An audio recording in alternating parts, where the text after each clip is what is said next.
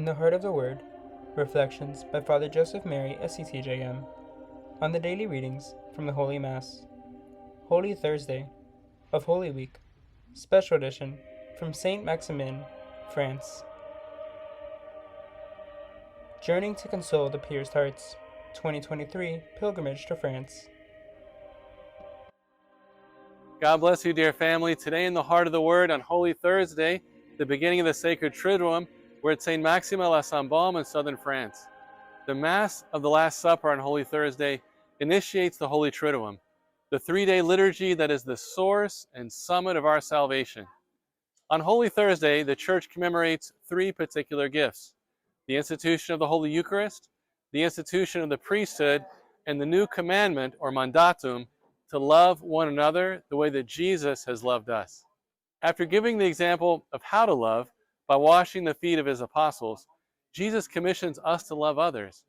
Not only does he give us a model to follow, he gives himself fully by the institution of the Eucharist, his body and blood, soul and divinity, his heart and will, his all, his everything.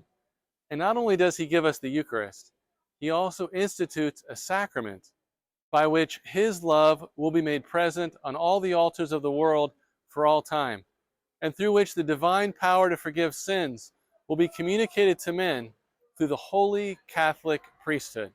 Therefore, it is in receiving him, truly present in the Eucharist, and truly given through the hands of the priest, that we receive his love, and we receive the divine power to love one another with his own love. Here in Saint Maximin, at the Basilica of St. Mary Magdalene, where the remains of the apostle to the apostles, as St. John Chrysostom would call her, are kept and venerated, we venerate one of the greatest witnesses in the history of the Church Universal of the power of the Eucharist to make all things new. According to the Latin tradition, Mary is the woman in Luke chapter 7 who washes the feet of Jesus with her tears and dries his feet with her hair, pouring out upon them a costly nard. According to Matthew and Mark, she was a witness of the crucifixion with Our Lady and St. John, and as further confirmed by Luke, she accompanied the women at the tomb on Easter morning to anoint the sacred body of Jesus. There, the Lord appeared to her and sent her to proclaim to the apostles, to his brothers, that he had truly risen from the dead. It says in the Gospels that Jesus delivered Mary Magdalene of 7 demons, 7, which symbolize complete demonic oppression. How did Jesus free her? According to the oral tradition, he simply called her name, Mary. In one word, and by the power of the gaze of his merciful love, Jesus delivered her from evil and restored her dignity. On the day of the resurrection, according to John, she did not recognize Jesus in the garden. How did she recognize him? When she heard him say, Mary.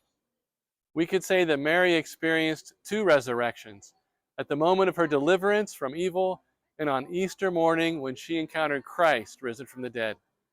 Thanks to the power of the resurrection, she would eventually come to France, here to this place, with some of the first Christians to proclaim the gospel. Here it is said that she spent the last 30 years of her life living solely on the Eucharist, offering her sufferings and life as a victim soul in reparation for the salvation of those who don't know the love of Christ truly present in the Blessed Sacrament. And who did Mary see when she contemplated the sacred host? The face of the risen one who called her by name, the face of the God of love who makes all things new. Today on Holy Thursday, may we accompany the Lord in our hearts, and for those that are able, in the chapel of repose in each of our parishes, as he embraces his passion in the Garden of Gethsemane. Why will he go to the cross? Because he loves us to the extreme, and he loves us by name. From the cross, Jesus will speak the name of Mary Magdalene to the Father. He will speak your name, and he will speak mine. And it is the voice of love that calls us and saves us. Let us listen to these words of Mother Adela. Let us be silent before the cross and listen to Jesus giving us his last testament of love. Love conquered all the evil done to him. Love incarnate. Love will always conquer. Love will always triumph, because love makes all things new. Mary, Mother of the Eucharist, pray for us. Mother of priests, pray for us. Mary Magdalene, pray for us. All for the heart of Jesus through the heart of Mary.